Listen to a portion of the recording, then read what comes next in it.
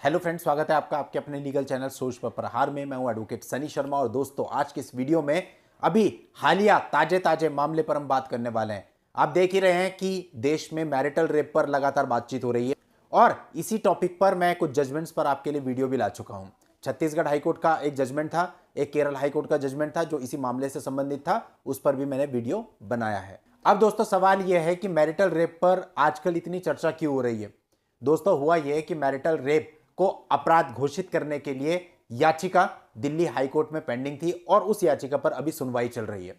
तो इसलिए यह मैरिटल रेप का मामला गरमाया हुआ है, क्योंकि इस पे दो चीजें हैं। देखिए, जैसे किसी भी सिक्के के दो पहलू होते हैं वैसे यहां पे भी है। तो यहां पर कोर्ट ने कुछ टिप्पणियां करी जो मैं आपके सामने रख रहा हूं और अलग अलग लोगों के इस पर अलग अलग विचार हैं। कुछ लोगों का कुछ मानना है, कुछ लोगों का कुछ मानना है।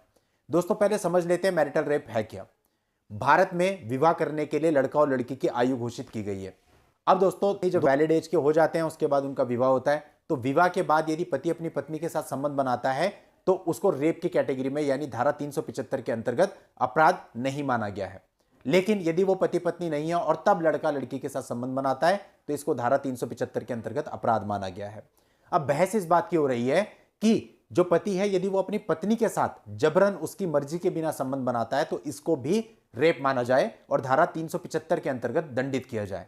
मैरिटल रेप का मतलब यह है कि जहां पति जबरन अपनी पत्नी के साथ संबंध बनाए और उसको भी धारा 375 के अंतर्गत रखते हुए रेप का मामला बने।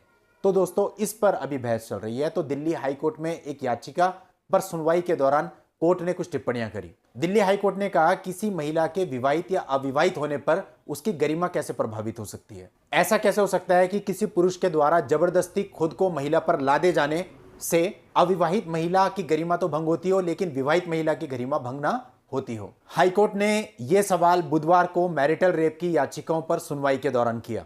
इन्हीं याचिकाओं पर सुनवाई के दौरान जब दिल्ली सरकार ने यह तर्क दिया कि महिलाओं के पास यदि उनके साथ ज्यादती होती है तो अन्य धाराओं में मुकदमा पंजीकृत कराने के विकल्प उपलब्ध हैं। तो इस पर हाईकोर्ट ने स्पष्ट तौर पर कहा कि सवाल विकल्प उपलब्ध होने का नहीं है। सवाल यह है कि धारा 375 आईपीसी के अंतर्गत विवाहित महिलाओं को कोई भी अधिकार नहीं मिलता है। साथ ही कोर्ट ने यह भी कहा कि रिश्ते के आधार पर गरिमा के सवाल को कमतर नहीं माना जा सकता है, क्योंकि महिला तो महिला है, चाहे वो अविवाहित हो चाहे वो विवाहित हो।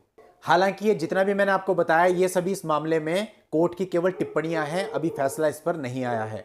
अब कई लोगों का इस पर यह भी तर्क था कि भाई ऐसा है, अगर विवाहित महिला को कोई प्रॉब्लम है अपने रिश्ते से तो उसे तलाक ले लेना चाहिए, लेकिन इसका अपराधीकरण नहीं किया जाना चाहिए मैरिटल रेप का। तो ऐसे में यह बात सामने आई कि भाई अगर उसे इंसाफ चाहिए तो उसे इंसाफ के लिए पहले किसी रिश्ते से बाहर आने की क्यों जरूरत है।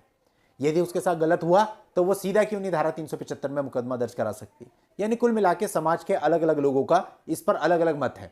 और दोस्तों देखिए, ये तो मैंने आपको बताया सारा कोर्ट की टिप्पणियां क्या थी, लेकिन अगर इसके दूसरे पहलू को देखें तो आज बिल्कुल क्लियर है कि समाज में जो भी कानून मैट्रिमोनियल मामलों में बनाए गए थे उनका बहुत बड़े स्तर पर दुरुपयोग हो रहा है।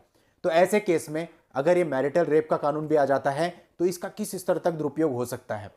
तो दोस्तों इस बात की संभावना भी जताई जा रही है। बहुत सारे लोग ये पहलू भी लेकर के आ रहे हैं, क्योंकि दोस्तों एक कमरे के बीच में पति पत्नी के बीच में जो संबंध बनते हैं वो उनके अपने प्राइवेट और पर्सनल संबंध होते हैं। अब किसी दूसरे को उसके बारे में नहीं पता, तो ये कैसे तय होगा कि एक बंद कमरे के अंदर कब पत्नी ने अपनी सहमति वापस ले ली है और कब वो अपनी सहमति से संबंध बना रही है। तो ऐसे में इसके दुरुपयोग की संभावना बहुत ज्यादा रहेगी। अभी हाल ही में एक केरल हाईकोर्ट का निर्णय आया था जहां पर केरल हाईकोर्ट ने कहा था कि मैरिटल रेप को पत्नी पर प्रताड़ना तो माना ही जा सकता है, क्योंकि अभी तक इसका क्रिमिनलाइजेशन नहीं हुआ है तो सजा तो नहीं की जा सकती, लेकिन इसके आधार पर तलाक लिया जा सकता है, क्योंकि यह एक बहुत बड़ी क्रूरता है। तो इन्हीं सब कारणों से दोस्तों अभी मैरिटल रेप पर बहुत चर्चा चल रही है और अभी फैसला आना बाकी है। देखते हैं आगे क्या होता है, और जब भी कुछ भी अपडेट आता है तो मैं आपके लिए उस पर वीडियो लेकर के आऊंगा। तो दोस्तों आज की इस वीडियो में केवल इतना ही। नेक्स्ट वीडियो में नई लीगल जानकारी के साथ मैं आपसे फिर मिलता हूं। तब तक के लिए goodbye and thank you for watching. Take care.